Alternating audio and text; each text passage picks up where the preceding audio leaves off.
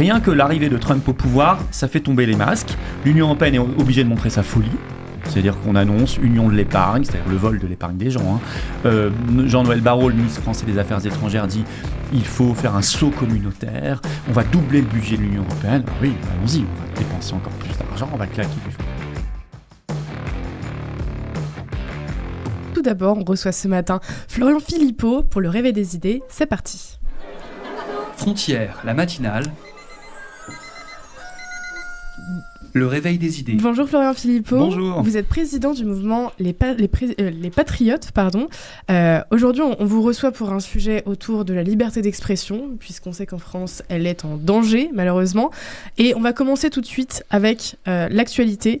En ce moment, c'est le nouveau président de l'Arcom, Roch-Olivier Mestre, était invité hier de France Inter. Et on va l'entendre, sa conception de la liberté d'expression n'est pas absolue. On écoute tout de suite. C'est un droit dans nos démocraties qui est limité par la loi, dans des conditions fixées par la loi. Il n'y a que les libertariens pour s'imaginer que cette liberté est absolue. Un patron de presse peut publier tout ce qu'il souhaite. Bien évidemment, la liberté de la presse est totale, mais il y a des incriminations qui sont posées par la loi de 1881. On ne peut pas diffamer, on ne peut pas injurier, on ne peut pas porter atteinte à la dignité de la personne. Oui, donc ça c'est l'ancien président de l'Arcom, le nouveau est en train d'arriver. Quelle est la conception de la liberté d'expression chez l'Arcom ? J'ai l'impression que c'est très variable. C'est très très variable parce que bon, là, ce que dit Roch-Olivier Mestre sont des poncifs. Oui, vous n'avez pas le droit de diffamer, etc. Mais enfin, c'est plus ça le problème aujourd'hui. Le problème, c'est que il y a une conception des restrictions à la liberté d'expression qui ont pris une ampleur considérable. Souvenez-vous du Covid, où on n'avait pas le droit de douter de ce qu'on nous disait sur les vaccins. On n'avait pas le droit de douter même de la politique sanitaire officielle. Et en réalité, alors c'était pas l'Arcom qui intervenait directement, c'était directement à l'époque les plateformes de réseaux sociaux, donc l'ancien Twitter avant Musk, Facebook, Zuckerberg entre-temps a avoué qu'il y avait des demandes de censure de la part du gouvernement américain. Mais on a vu la même chose en France. Sauf qu'en France, on ne le sait pas encore, on est toujours dans la zone grise, parce que le travail n'a pas été fait. Nous, on n'a pas eu les commissions d'enquête parlementaire qu'ils ont eues aux États-Unis. On n'a pas eu le travail des médias d'investigation qui a eu lieu aux États-Unis ou même dans d'autres pays, en Allemagne, au Royaume-Uni. Donc en France, on continue dans cette zone. Et c'est vrai que l'Arcom est en train de prendre une importance considérable parce que l'Arcom régule notamment, tout le monde le sait, la radio et la télévision, mais ça c'est ancien, avec de plus en plus d'ailleurs d'interventionnisme. Mais maintenant, on va avoir la main sur les réseaux sociaux. Et ça, c'est l'effet direct du règlement européen DSA sur les services numériques qui a été voté au Parlement européen le 5 juillet 2022, définitivement. Et je voudrais quand même rappeler une chose, c'est que à l'époque, aucun eurodéputé français n'a voté contre ce règlement européen DSA de censure. Il faut quand même le dire. On n'a aucun eurodéputé français qui a voté contre cela. Est-ce que l'objectif du DSA, c'était quand même de reprendre la main sur les réseaux sociaux détenus par les Américains ? C'était ça l'idée à la base ? Non, si on avait voulu faire ça depuis longtemps, on se serait engagé dans le travail, dans la construction d'une souveraineté numérique française. On ne l'a pas fait, on ne le fait toujours pas. Le DSA, c'est pas une souveraineté numérique européenne ? Non, mais même pas. D'ailleurs, vous savez, dès qu'il y a souveraineté européenne ensemble, je ne sais pas ce que ça veut dire, parce que ça finit généralement en Allemagne, et je vois pas très bien, ou bien délocalisé pour la production en Europe de l'Est, et je vois pas très bien en quoi ça sert les intérêts français. Souvent, ça les dessert. Mais si on avait voulu construire une souveraineté numérique française, on ne l'a pas fait. Européenne d'ailleurs non plus. Mais le DSA, c'est pas ça. Le DSA, c'est une régulation. C'est de dire, voilà, à partir de tel seuil de réseaux sociaux, vous allez être soumis à des règles, on veut tout connaître de vos algorithmes, etc. Et on va pouvoir devenir interventionniste. Et dans le DSA, il est demandé aux États membres de désigner une autorité nationale de régulation par pays pour contrôler les réseaux sociaux. Et la France a désigné officiellement l'Arcom. Voilà. Donc l'Arcom, et notamment son nouveau président qui arrive, M. Adjari, qui est un homme très politisé. Il a été directeur de cabinet d'Aurélie Filippetti quand elle était ministre sous Hollande. Enfin, c'est un proche de Macron. Enfin, c'est pas du tout une autorité indépendante. Là, on est vraiment sur un profil extrêmement politisé. Et sa femme travaille pour George Soros. Oh, il paraît-il en plus, une enquête l'a montré. Et puis il y a un nouveau directeur de l'Arcom aussi qui est mêlé aussi à ces réseaux Soros qui arrive. Donc on est vraiment, je pense là, en fait, Roch-Olivier Mestre, c'est l'ancienne génération. Il assurait la transition vers de plus en plus d'interventionnisme, la fermeture de C8, ce qui est un scandale. Et on va passer maintenant à la nouvelle génération qui, à mon avis, va être très agressive. Et à mon avis, son boulot, ce qui lui a été demandé, c'est de flinguer les réseaux sociaux. Voilà, c'est clair. Il faut que les Français le sachent. Ça va être la nouvelle mission de l'Arcom. L'Arcom est juste, si vous voulez, il faut un exécutant. C'est un exécutant. Alors, on pourrait s'en passer. Il faudrait le supprimer. D'ailleurs, on ferait 50 millions par an d'économie puisque ça coûte 50 millions. C'est un mode de nomination qui est scandaleux puisque un tiers sont nommés par le président de la République, un tiers par le président de l'Assemblée nationale, un tiers par le président du Sénat. Donc, quand on me parle d'autorité indépendante, moi, je ris, quoi. Et n'importe quelle personne attachée à la liberté d'expression, à la démocratie réelle ne peut que rire. Mais là, je pense qu'ils vont avoir une mission très agressive dans le contexte où l'Union européenne, le gouvernement macroniste qui suit, sont de plus en plus paniqués par la vague de liberté Trump et veulent transformer l'Union européenne en une espèce de réduit totalitaire, tyrannique, où on va tout interdire, tout réguler, tout bâillonner. On cherche tous les moyens d'interdire X, et puis demain ce sera Facebook parce que Zuckerberg, et Instagram parce que Zuckerberg vient de... Il n'a pas les pleins pouvoirs, parce que les gens s'imaginent, en voyant Trump arriver, Zuckerberg qui a pris un virage à droite, officiel. Il a pris un virage Trumpiste, de fait, puisqu'il a été menacé de prison à vie. Donc c'est efficace. Alors, déjà, mais aussi, faut le dire, c'est qu'ils sont contraints aux lois des pays, et donc, quoi qu'il arrive, même s'ils disent, vous pouvez dire tout ce que vous voulez sur les réseaux sociaux, une fois arrivés en France, les réseaux sociaux sont quand même sous la main de l'État français et des lois françaises. Alors, c'est pas les réseaux sociaux, c'est plutôt les plateformes. La loi, la justice peut attaquer si on dit des bêtises sur les réseaux sociaux, mais les réseaux sociaux, eux, peuvent... Ils doivent respecter les lois du pays. Normalement, les réseaux sociaux, quand ils dépassent un seuil, doivent respecter le DSA, c'est-à-dire le règlement européen qui est transcrit ensuite en loi nationale. Bien sûr, alors c'est ça le problème. Et c'est ça, il faut quand même en être bien conscient. Alors, il y aura quand même un bras de fer, parce que d'un côté, est-ce qu'on peut décemment dire on ferme demain X ? Mais je vous dis, X n'est qu'un début, parce que comme Zuckerberg et Google, c'est-à-dire YouTube, ont annoncé aussi qu'ils suivaient le mouvement de libération de la parole, de liberté d'expression, et tant mieux, impulsé par Trump, Musk, etc. Est-ce que demain, on va supprimer donc 100% des gros réseaux sociaux dans les 27 pays de l'Union européenne ? Est-ce que c'est possible ? Oui, c'est une question. C'est une vraie question. Moi, je crois, je vais vous dire, moi, je crois qu'ils sont capables de le faire. Tous ceux qui nous disent non, ils pourront jamais le faire. Mais attention, il y a 2-3 ans, on nous demandait un vaccin pour prendre un café en terrasse. Je vous le rappelle. Et certains nous avaient dit ça se fera jamais, on fera jamais ça. En France, 6 mois avant, on nous disait que c'était pas possible. On me disait que ça n'existerait jamais. Moi, j'ai dit attention, ils sont capables de tout. Ils ont fermé déjà RT France, puis Sputnik. On avait déjà alerté, c'était un premier pas. 2 ans plus tard, ils ferment C8 et Énergie 12. Surtout C8, et on sait pourquoi, parce qu'il y avait l'émission TPMP où il y avait quand même plus de liberté d'expression et de pluralisme qu'ailleurs, mais rien que ça les gêne déjà, c'est déjà trop pour eux. Donc ils sont parfaitement capables de le faire, parce que l'Union européenne est dans une fuite en avant complètement dingue. Elle est paniquée par ce qui se passe. C'est-à-dire, c'est la chute d'un monde quand même, Trump. C'est la chute du wokisme, c'est la chute du libre-échange, c'est la chute de l'immigration de masse, c'est la chute du supranationalisme. Hier, il a quitté l'OMS, il a quitté l'escrologie, les accords de Paris. Enfin, c'est quand même, tout ça en 48 heures. C'est une révolution. Il faut quand même se rendre compte. C'est une révolution par rapport à la vieille idéologie mondialiste. Et aujourd'hui, l'Union européenne veut incarner ça. Et comme toute idéologie en danger, elle va se radicaliser. Mais Et sa radicalisation passera par la censure. L'Union européenne, vous avez souvent dit qu'elle était inféodée aux États-Unis. Est-ce qu'elle ne va pas continuer à l'être et donc autoriser la liberté d'expression et se libéraliser au niveau de la liberté d'expression ? Moi, je pense qu'elle est inféodée aux États-Unis tant que les États-Unis sont soumis à leur état profond, en quelque sorte. Mais si vous avez, y compris aux États-Unis, une effraction, parce que Trump est une effraction dans l'histoire américaine... Ça fait 2 fois. Ça fait 2 fois. Mais là, la première fois, c'était pas la même énergie, non, c'était pas la même vigueur. Non, parce qu'il avait pas son propre gouvernement, il avait pas ses vrais... Il avait moins les mains libres, il n'avait pas la majorité totale, et puis il n'était pas préparé. Là, il a l'expérience, il a préparé, et puis il a créé une Dream Team. Faut quand même le dire. Enfin, Musk, Kennedy Jr. Il est très bien entouré. Il a des gens extraordinaires, puis des directeurs d'administration, FBI, tout ça, qui vont être renseignements, qui vont être incroyables. Et donc, alors je ne veux pas idéaliser. Ça donne envie, en tout cas. Il y aura sûrement des choses qu'il ne pourra pas faire. Enfin, il ne faut pas non plus imaginer une révolution totale. Mais il y a déjà en 48 heures beaucoup de choses, pendant que nous, on débat de est-ce qu'il faut scinder en deux la loi sur la fin de vie. Enfin, des choses désespérantes. Comment on fait pour fermer X on en est là. Enfin, je veux dire, nous, on parle des chaussures de M. Bayrou, des fauteuils de M. Larcher. Les personnalités politiques quittent Twitter et entraînent avec eux. Alors, est-ce que ça fonctionne ? On n'a pas encore trop les conséquences. Quelle image ça a ? Pas grand-chose non plus.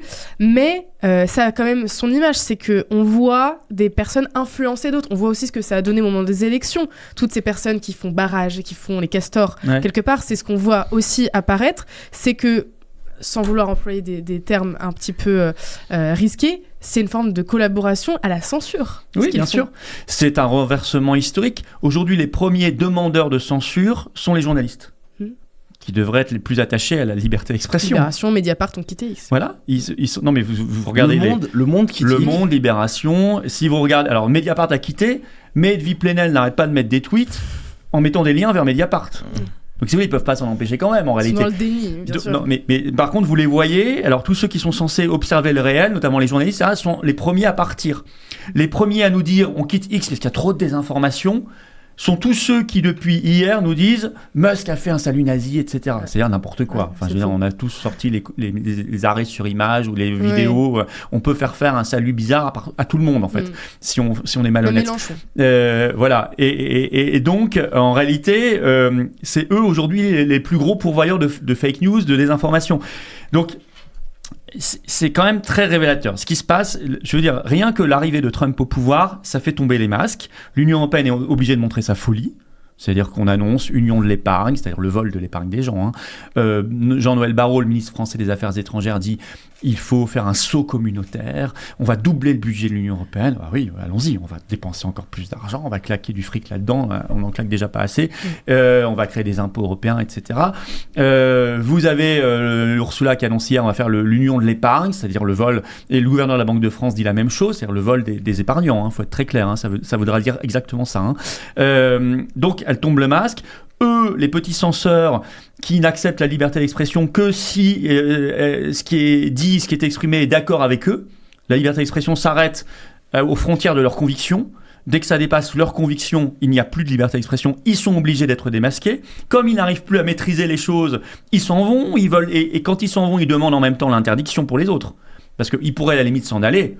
Moi, je me fiche complètement que Libération, qui faisait 3 j'aime et un retweet en moyenne par tweet, quitte X. Ça ne se voit même pas en réalité, si vous voulez. C'est anecdotique. Bon, mais le problème, c'est qu'en partant, ils vous disent en même temps, il faut interdire pour tout le monde. Oui. Parce qu'on n'arrive plus à faire passer notre narratif, parce qu'on est débordé.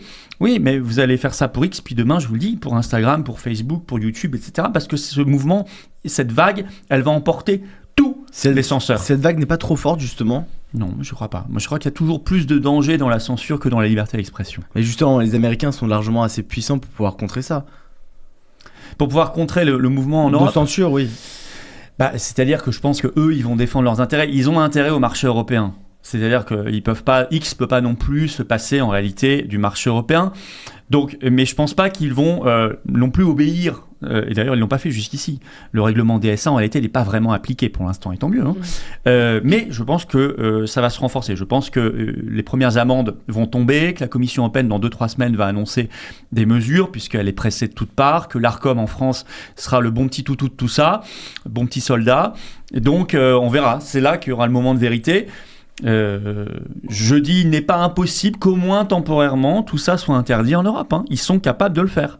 C'est pour ça qu'il est très important d'abord de se battre, de rappeler le principe de liberté d'expression. Nous, samedi, il faisait -2, il y avait un froid glacial, on était dans la rue, on a fini d'ailleurs, on a fait une manif, on a fini au pied de l'Arcom pour rappeler ces principes, pour donner la parole. On avait 3 avocats qui étaient présents, qui ont pris la parole, Maître Guyon, Brouza et Divisio, et puis d'autres intervenants, des journalistes indépendants. Enfin, je pense que tout le monde doit se battre maintenant au-delà des frontières idéologique, politique, il faut vraiment partisane, il faut vraiment se battre parce que, vous savez, la liberté d'expression, c'est la mère de tous les combats. Si vous n'avez pas de liberté d'expression, vous ne pouvez mener aucun débat et aucun combat sur aucun sujet puisque vous n'avez pas d'espace pour exprimer vos pensées. Et puis, je pense qu'il faut au moins, pour préparer au moins ce temps où où certains réseaux risquent d'être fermés, il faut qu'on se connaisse en vrai. Et c'est pour ça que le lien humain, il est très important. C'est pour ça que nous, on fait beaucoup aux Patriotes d'événements en réel, où les gens se connaissent vraiment, du vrai militantisme, pour qu'ils échangent leurs coordonnées, pour qu'ils se connaissent, parce que le jour où vous n'avez plus les réseaux sociaux, il va bien falloir quand même qu'on reste connectés les uns aux autres. Voilà. Bon. Florian Philippot, on a un autre son à vous faire écouter. Est-ce qu'on peut envoyer le son ? Alors, avant de le lancer, on présente toujours les sons rapidement. Alors, c'est Jordan Bardella qui était invité des 4 vérités sur France 2.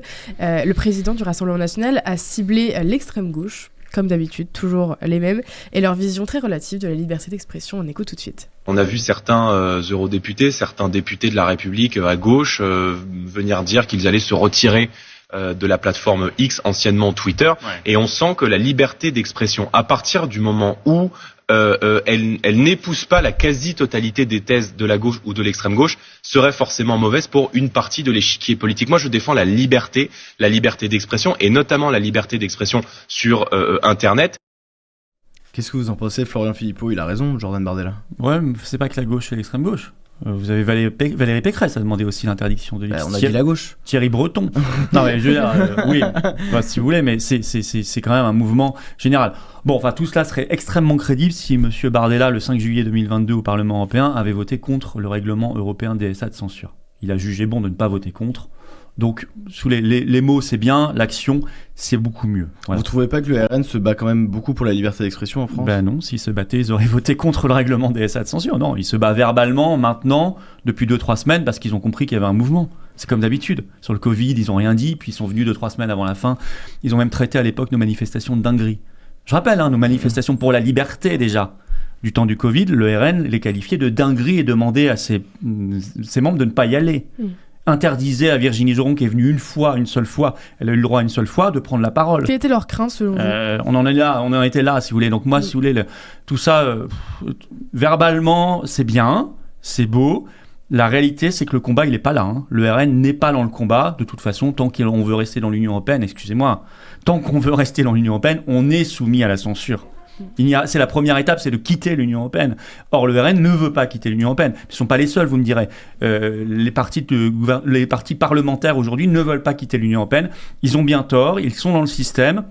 Ils sont même pas foutus de voter une motion de censure contre ce pauvre Bayrou, ce qui est quand même c'est quand même pas un grand courage que de voter une motion de censure contre messieurs Bayrou, Valls et Madame Borne. Non, ils sont pas capables de le faire. Donc si vous voulez, moi je pense qu'il y a des gens sincères à la base de ce parti, mais la tête n'est pas là. À quoi ça servirait de voter une motion de censure ? On va faire tomber tous les gouvernements jusqu'en 2027. Non, on fera tomber Macron. Mais Macron n'a aucun besoin de démissionner, il n'a aucune obligation de démissionner. Vous en savez rien. Si on ne tente pas, si on ne met pas la pression sur lui, évidemment qu'il ne va pas démissionner. Si on ne lui met pas la pression et qu'on lui laisse son Bayrou... Donc toutes les semaines, on devrait faire tomber le nouveau gouvernement qui serait nommé. Eh bien, ce serait bien. En plus, ils feront moins de bêtises. Vous voyez ? En plus, ils feront moins de bêtises. Moins ils peuvent agir, plus on est tous contents. On n'a pas besoin de ces gens-là, Barnier, Bayrou, et puis c'est qui le suivant ? Il reste un, Cazeneuve, c'est ça, peut-être encore une cartouche. Mais bien sûr qu'il faut les faire tomber chaque semaine. Bien sûr qu'il faut mettre la pression sur Macron pour que lui démissionne ensuite.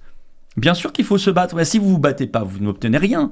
Croyez-vous que les parlementaires du Congrès américain soient comme les pauvres parlementaires français de LFI, ORN et les autres partis à être dans la combine politicienne en permanence ? Non, ils y vont comme des lions. Ils y vont et se battent. Et je parle en tout cas des Trumpistes. Mais c'est la seule solution, il n'y en a pas d'autre. On est dans un moment, quand même, où il faut être clair. On est dans un moment où il faut avoir des avis tranchés, des convictions radicales au sens étymologique du terme, aller à la racine des choses. C'en est fini de la petite politicienne de soupe, de négociations en arrière-cuisine, en coulisses. C'est ce que je reproche au RN. C'est que tout ça, c'est verbal, c'est bidon. La réalité, c'est qu'ils sont pas là dans les combats sur la motion de censure contre l'Union européenne, contre l'OTAN. Ça fait la bise à Zelensky. Ça ne vote pas contre le règlement DSA de censure. Ça vote pas contre les 30 milliards pour l'Ukraine. Enfin, je veux dire, c'est quoi tout ça ? Au bout d'un moment, tout ça, c'est du vent. Il faut être beaucoup plus solide et sérieux. En attendant, quand il y a des propositions de loi à l'Assemblée nationale contre la liberté d'expression, le RN vote contre. C'était le cas il y a quelques mois. Et mine de rien, la France n'a pas attendu l'Union européenne pour censurer énormément. En France, il y a plus de lois de censure de la liberté d'expression que ne l'impose l'Union européenne. Donc c'est pas un problème uniquement européen, il y a un problème de l'État français. On a des lois qui interdisent de dire beaucoup de choses en France. Non, mais pas que, vous avez raison. C'est toujours pareil, c'est-à-dire que la sortie de l'Union européenne, c'est une condition nécessaire mais pas suffisante.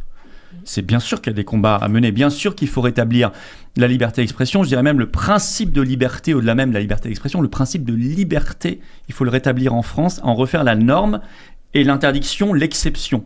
On a inversé les règles, au moins depuis le Covid, mais ça a commencé bien avant, mais ça s'est accentué depuis le Covid. On a mis la restriction comme la norme et la liberté comme l'exception. Ça n'est pas possible. Vous voyez ? Donc oui, je suis d'accord avec vous, il y a un grand combat à mener. Mais aujourd'hui, la place écrasante de tous les dispositifs de régulation des réseaux sociaux et de censure, elle vient du droit communautaire. Et ce droit, je rappelle qu'il est supranational. Donc il est plus important que les lois françaises. Florent Philippot, une question. Est-ce que la France a déjà été un pays de liberté ? Est-ce que la liberté n'a pas l'air d'être quelque chose de très ancré dans les valeurs de la France, historiquement ? Nous avons à la différence des Américains, par exemple. Oui, je comprends ce que vous dites. Nous n'avons pas forcément la même tradition de la liberté d'expression, mais nous avons eu dans notre histoire, y compris assez récente, des périodes quand même de liberté d'expression beaucoup plus avancées. Allez sur le site de l'INA, Institut National de l'Audiovisuel, vous regardez des émissions des années 70-80 en France. Beaucoup de débats. Il y a beaucoup plus de liberté. Beaucoup plus de liberté d'expression. Et au-delà de ça, il y avait beaucoup plus de liberté dans le pays en général. Voilà. Alors, c'est peut-être pas à l'américaine. Qu'est-ce qui s'est passé ? C'est une vaste question. D'abord, on a un manque de vigilance. Petit à petit, on s'est fait grignoter des libertés. C'est toujours pour... Alors, attention, un censeur ne se présente jamais comme censeur. Monsieur Breton, il ne va pas venir en disant « Je suis monsieur censeur ». Comme le jour où il a dit « Comme on l'a fait en Roumanie, on le fera si nécessaire en Allemagne », c'est-à-dire de quoi il parlait, évidemment. Après, il a dit « J'ai pas dit ça ». Alors, on avait les vidéos, mais... il a dit, voilà, ça il a dit cette phrase-là, comme on l'a fait en Roumanie, on le fera si nécessaire en Allemagne. Qu'est-ce qu'on a fait en Roumanie ? Après il nous dit, on a appliqué le DSA. Même pas, c'est pas vrai. La seule chose notable qu'on a fait en Roumanie récemment, c'est qu'on a annulé des élections. Et qu'est-ce qu'il y a en Allemagne ? Qu'est-ce qu'il y a en Allemagne dans quelques semaines ? Des élections. Donc évidemment qu'il parlait de l'annulation des élections. Mais quand il est revenu vous voir, effectivement, il vous a dit, j'ai jamais dit ça. Donc ils se présentent jamais sous leur vrai jour. Donc en fait, ces dernières décennies, petit à petit, les censeurs ou les se sont présentés dans tout domaine, pas que sur la liberté d'expression, mais alors c'était en tout domaine, pour votre sécurité, contre le terrorisme, contre la pédocriminalité, pour votre santé au moment du Covid, pour la planète, l'histoire du climat. À chaque fois, on vous enlève une liberté. Et on vous dit, c'est toujours pour votre bien. C'est pour protéger votre santé, les enfants, la paix, le climat, la planète, tout votre ce qui liberté. Touche les gens. Aujourd'hui, les espèces de dingos qui quittent Twitter, là, moi, ils me font rire parce que vous les verrez revenir dans 3 mois, hein, oui, je suis assez... avec leurs petits tweets de contrition, l'air bravache, je reviens parce que finalement, il y a Marine Tondelier déjà qui a dit qu'elle ne partait pas finalement. Ah, finalement, elle part pas. Non, Marine Tondelier. Ah, c'est vrai, elle a mis un tweet, elle a dit je reste. Oui, elle a dit c'est à X de partir, c'est pas à moi de partir, c'est ce qu'elle a dit. Oui, et puis je vous dis Mediapart qui part, mais en réalité, leurs journalistes mettent des liens vers Mediapart, tout ça. Mais ils reviendront tous, parce qu'ils sont obligés, il n'y a pas d'autre plateforme qui fait concurrence. Et en réalité, tous ces gens-là, ils vous disent en ce moment, c'est au nom de la démocratie qu'on censure la liberté d'expression. Renversement orwellien extraordinaire. Comme Ursula a créé son bouclier démocratique européen. C'est beau un bouclier, c'est bien démocratique européen, vous en jugerez. Bouclier démocratique européen. On se dit c'est beau, c'est quoi ? C'est superbe, c'est pour défendre notre démocratie et tout. Non, c'est le truc qui lui permet, en cas d'ingérence sur les réseaux sociaux pendant une campagne électorale, d'interrompre le processus électoral légalement. Le truc va être mis en place. La commission a été créée cette semaine au Parlement européen. C'est une commission spéciale. Nathalie Loiseau en veut la présidence. D'ailleurs, j'ai pas regardé si elle l'avait eu finalement. Elle va se battre pour ça. La Roumanie a été le laboratoire de ce bouclier démocratique européen. Mais vous voyez, ils inversent le sens des mots. C'est un bouclier, alors qu'en fait, c'est un glaive qu'on plante dans le ventre de la démocratie pour la tuer. Ça veut dire qu'on aurait pu annuler l'élection de 2017 si ce bouclier existait parce que Obama avait soutenu Macron. Obama avait soutenu Macron, c'est vrai. Alors ça, c'était une bonne ingérence. Comme Obama était allé à Londres en 2016, en avril 2016, Obama vient à Londres en disant votez contre le Brexit, en plein référendum. Mais ça, c'est une bonne ingérence, ça, il n'y a pas de problème. Comme Soros, c'est une bonne ingérence qui met des milliards dans les pays pour influencer les votes. J'ai l'impression que c'est comme en responsabilité, c'est le nouveau mot phare. C'est le triomphe d'Orwell, voilà. Et l'Union européenne, ça va devenir l'Union orwellienne. C'est ça son nouveau nom, c'est ça son vrai nom. Les gens doivent bien comprendre qu'aujourd'hui, Trump, il a clarifié la situation comme jamais. Il a tranché le nœud. Soit vous êtes du côté d'une accélération de la folie face à ce mouvement. C'est le mouvement Trump et c'est le mouvement aussi du monde, c'est le mouvement des BRICS. C'est un mouvement de libération nationale. Tout est national là-dedans. La Chine, excusez-moi, c'est un pays, hein. C'est pas une union asiatique, hein. La Russie, c'est un pays. Les États-Unis, c'est un pays. Le Brésil, etc., c'est un pays. Ce sont des pays. Soit vous êtes dans l'accélération en disant il faut absolument qu'on préserve nos valeurs mondialistes et donc ça va donner l'Union européenne, l'Union orwellienne de plus en plus dingue qui va nous appauvrir, nous mener vers la guerre, nous mener vers la censure, faire disparaître la France, nos nations, nos libertés, etc. Soit vous dites, eh bien, ça doit nous réveiller, nous, comme pays, on doit retrouver de la fierté, de l'indépendance, de la liberté, et nous aussi, on pourra un jour être fiers d'un discours d'investiture d'un président qui aimera son pays et qui proposera un projet national pour les 5, 10, 20, 50 prochaines prochaines années avec une vraie vision. Parce que je pense que les Américains, ils étaient fiers de ce qu'ils ont entendu au Capitole, parce qu'il y avait une vision. Il y avait un amour de son pays. C'est pas Trump qui nous sauvera, c'est nous-mêmes qui nous sauverons, à condition qu'on retrouve cette fierté, cette indépendance française.